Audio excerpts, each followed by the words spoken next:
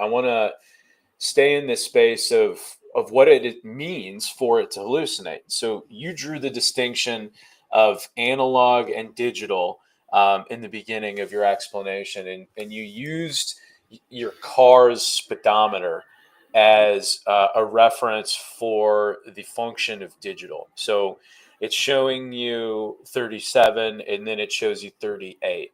And there's a gap in between that you could call an infinite gap. Yeah.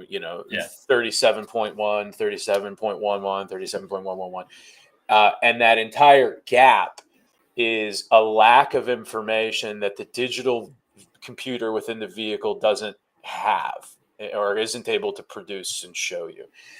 I like to also use, and I think this is, you'll probably be able to tell me if I'm off base or on base. I also like to use, I'm about to butcher what I know about calculus. So I'm totally aware of the fact I sound like a dipshit, but I'm going to stumble my way through it anyway. Look, as a mathematician, I can help you out there. I figured you would be able to, which is the only reason I'm even cautioning this debacle I'm about to walk through. So I understand in calculus, there are functions that have what can be called asymptotal values, where they continue towards a number, but they never actually achieve that number. So in the curve, moving further and further towards, let's say 1, for instance, and it's 0.75, 0.85, 0.91, 0.99, 0.999, 0.99999.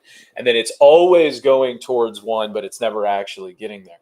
That space in between what is there and what is the next thing, where there's always another 9 that could be added, that is a gap in what the digital computer is able to produce. And it's based on energy usage and information and data that's available to it as it relates to the artificial intelligence. And when it's solving and it comes up to one of those gaps, what you described, John, is that the machines are currently programmed to produce a result, even if it doesn't have everything it needs to be able to produce a result. And we call it hallucinating. But what it really is it's a space in the math where it's not able to produce a result. And it can be explained. And that's why I wanted to have this conversation today, is because I feel like the anthropomorphization of AI and seeing that it's hallucinating isn't exactly an accurate representation of what's going on with the artificial intelligence. Well, and two things. The anthropomorph. You're going to make me stumble on saying it. Anthropomorphization. Right. You got it right. I'm getting it wrong. That is the human side of it, right? So we get the results of AI and we're astounded. I asked this question and here's an eloquent response. That AI is super smart. The AI is not conscious of what it just gave you. Now, the flip side, we talked about the speedometer where in analog world, it's 37 and 3/4. In digital world, it is 38, right? Yep. Well,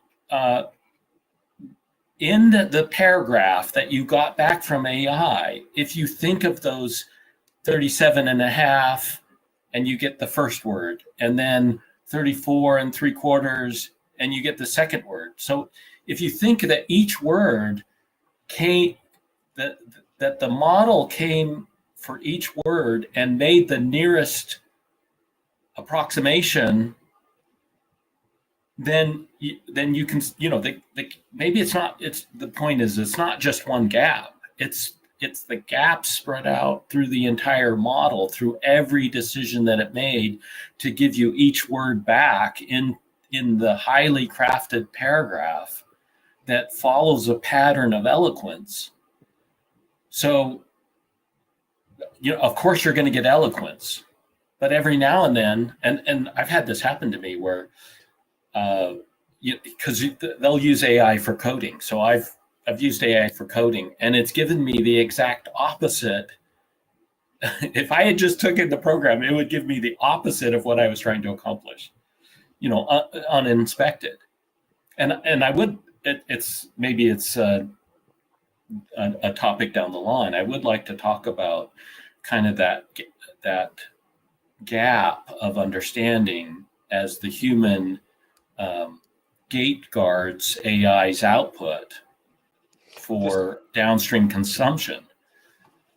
Because if you come at it naively, you're going to get the opposite result every now and then because of this hallucination. And that's why the human needs to kind of catch that of, maybe the AI didn't understand my question correctly. I have to rephrase it, which gets into hypnotizing, which is another aspect of AI that we should talk about.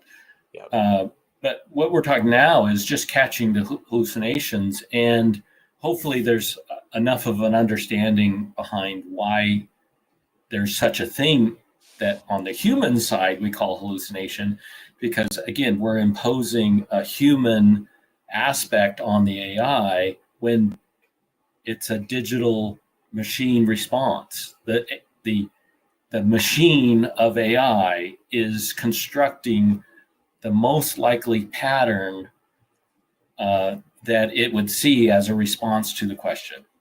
Right.